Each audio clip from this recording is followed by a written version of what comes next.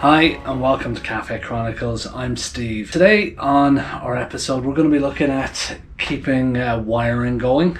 Last time we had obviously wired up enough to get her running, but we didn't wire in the lighting, we didn't wire in the charging system, the turn signals, the instrument cluster, any of that jazz. We're going to start kind of getting stuck into some of that stuff and see how it goes.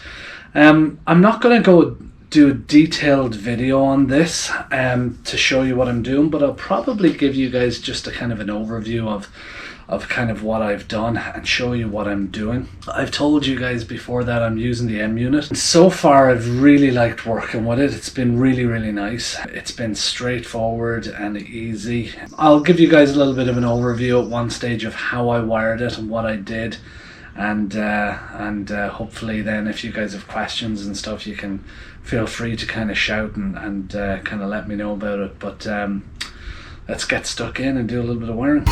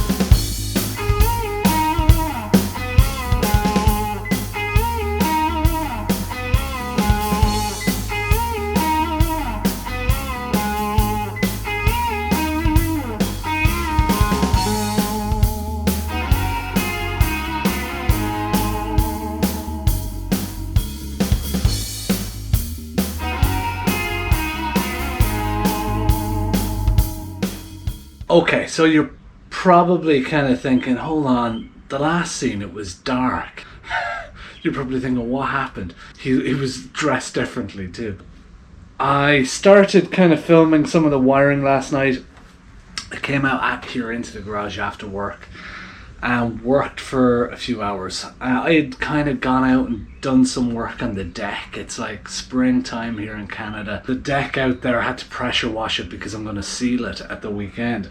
You probably didn't need to know that, but you know it now. It basically, meant that I came into the garage a little bit later. I came in here around 8 o'clock. I worked in here wiring on the motorcycle from 8 o'clock until 11, and eventually at 11 o'clock I was like, I gotta go inside and like chill out for a little bit before going to bed. I had to work today. I worked all day and then just finished off work and grabbed a beer and came out into the garage, got into some old clothes and came out into the garage, and I'm gonna start wiring again. But I kind of thought it was important to just kind of talk a little bit about the wiring situation. Every time I watch a YouTube video of some bike builder for the Bold or Jish or any of these guys who've built a few motorcycles, the thing that they all dread is wiring. They're always like, oh, here comes the wiring, And I always kind of thought, why? It's kind of cool, It's like you get to, start from scratch and make everything just perfect. You put in all the cool little bits and pieces that you want. And I'm a little bit of a nerd around electronics and nice things, nice dashes, and I like car dashboards and things like that. I started the whole wiring thing. I got started with wiring up the solenoid starter solenoid unit. At that stage I was like, I just got to start the bike and go from there. I wired up the controls and the levers. That was a pain. What I'm starting to see is that it kind of just doesn't frickin' stop. Motorcycles are small. I don't know why there's so many frickin' wires. I'm creating this wiring loom or this wiring harness from scratch, and I'm because I want it to be clean, I want it to be good. But the thing that I'm realizing is that, man, it's I don't mind the complexity of it. Like, you can get your head around it and draw it. It really isn't too bad. And you have to try and keep everything tight. If you were to put a really nice, you know, bullet connector on there on each place where you've got to do all of those, your wiring would start to like just go from that thick to like that thick to that. It would be like a freaking trench, not a harness. It'd be like a trench. Long story short, the reason I made this little kind of piece was to kind of say that I'm starting to understand why those other bike builders hate wiring. I totally get it now when the other builders say, you know, I hate wiring. I don't hate it yet, but I thought I'd let you know that much. So on that note, enough whining. That's my rant over. I'm sorry. Life's good. It's a Friday evening. I've got a beer in hand and I'm ready to work on my cafe racer, which is looking better and better all the time. Hopefully you guys see that too, and kind of motivates me a little bit more even to keep kind of going. Hopefully you guys are feeling that too.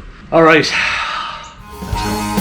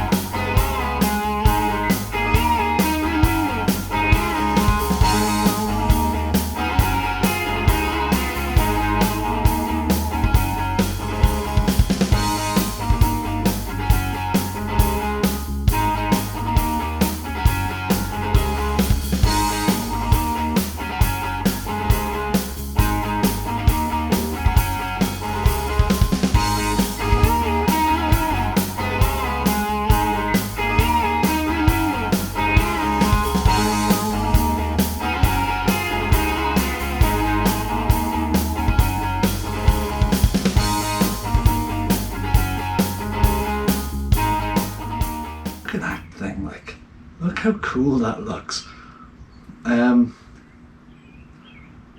It really functions really nicely.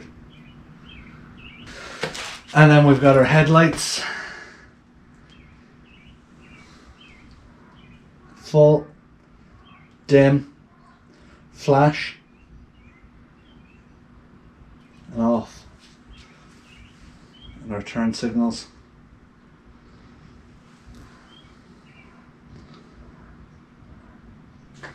Pretty cool. I'm really happy with it. I wanted this because I think it's important. My first bike that I got in Ireland, the guy that I bought it off was an older guy. I was like 19, you know. Told me that he'd been in an accident about a year and a half before and badly hurt, and he was riding a big powerful bike. Took him quite a while to recover physically. But once he was recovered physically, he said he had to try and get his confidence back up.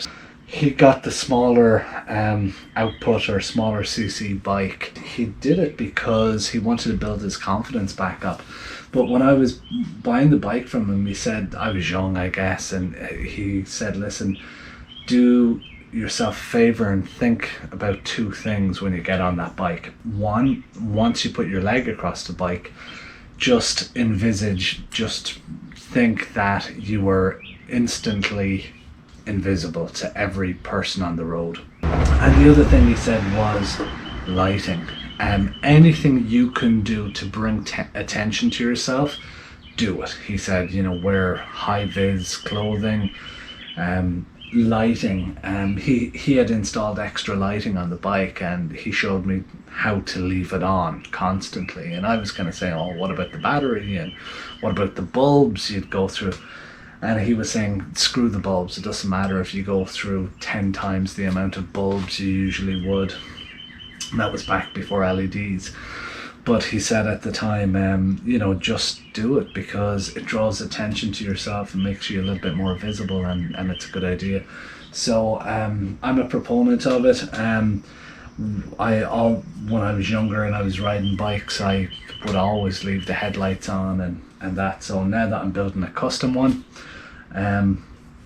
I'm going to try and keep it as visible as possible. So I have to say, I looked at lots of different ones, and there was some really expensive headlights online that basically, as you tilt and turn the bike in a turn, they light up different parts here that show up different aspects of the road as you lean into the corner. But they were like $1,000 for a very similar setup. This here, you know, it's not the same quality. It doesn't have those kind of features to it. But as a very solid light, that's very bright. I'm gonna have to do a review once we get out on the road, and I want to do a review of what it looks like at night. But straight off the bat, like, I have to say, the features on it, and just even those little touches where it kind of softly kind of increases in power and stuff like that, really, really nice. And just turning on and off the light and how to flash it, and you know, and it seems very, very bright. So hey, let's see.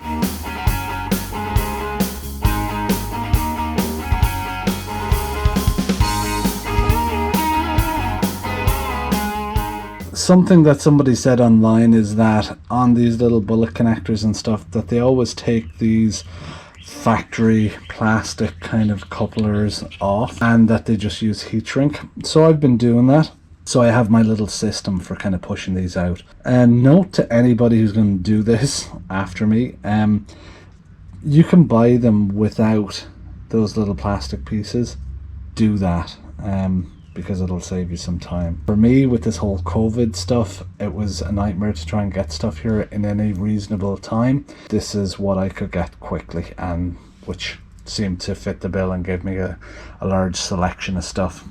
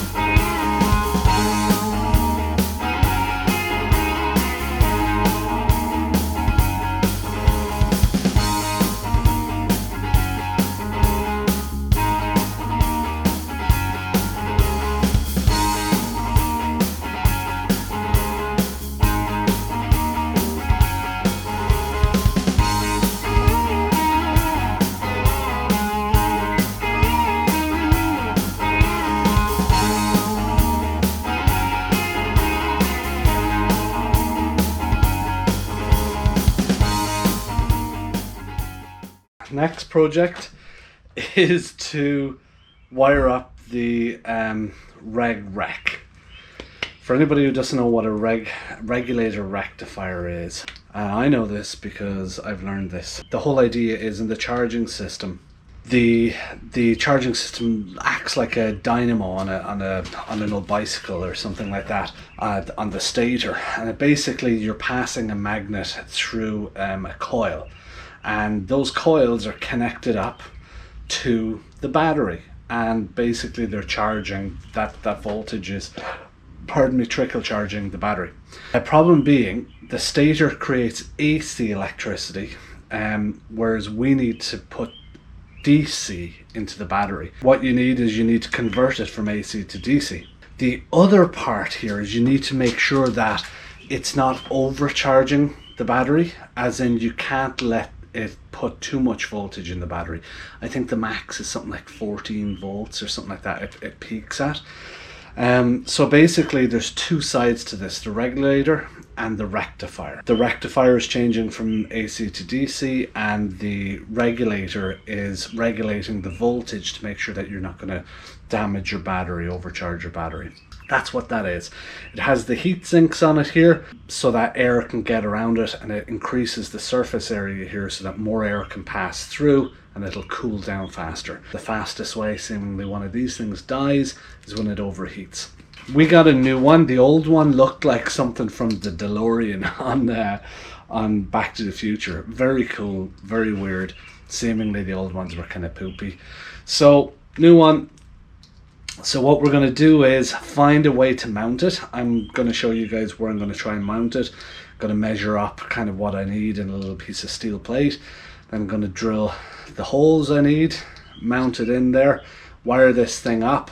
Then later on I'll paint the bracket, but it's going to be in behind the cover anyways, but I'll paint it. It'll keep it from rusting and stuff like that. So let's give it a go.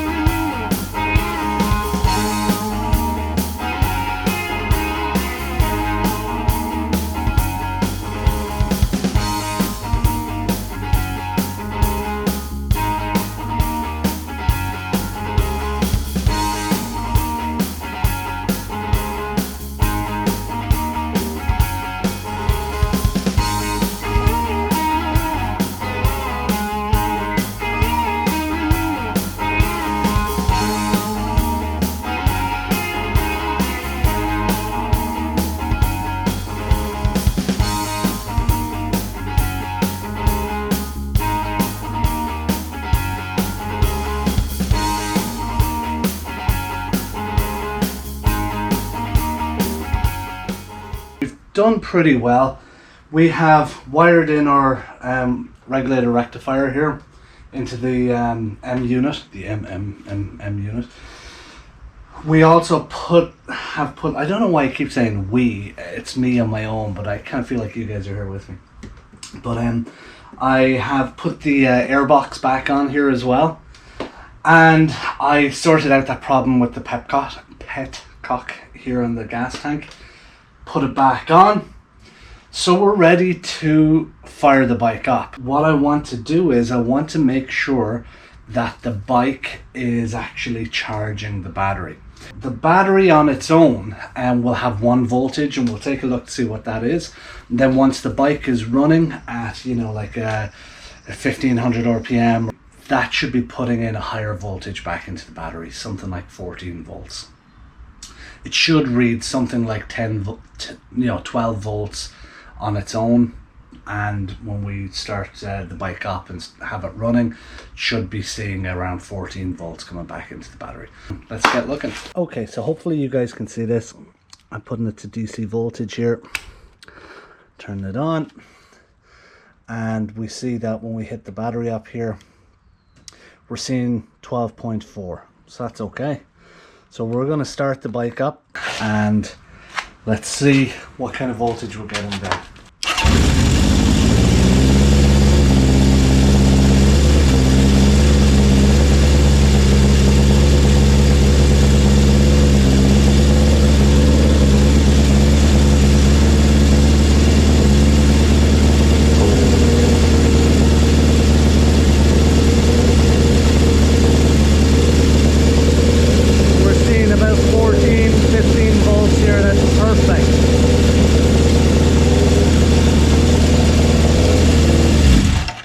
I'm not sure if you guys could hear me there. We're seeing about 14-15 volts there, which is perfect. And then when we turn off the bike, it goes back down to 12. So I'm really happy with that. That's a really great result. Well, thanks for tuning in. It's been a long road. We're really getting places. The bike's coming together, and like it feels good to be able to like hit the start button and it just starts. You know, for instance, we turn it on.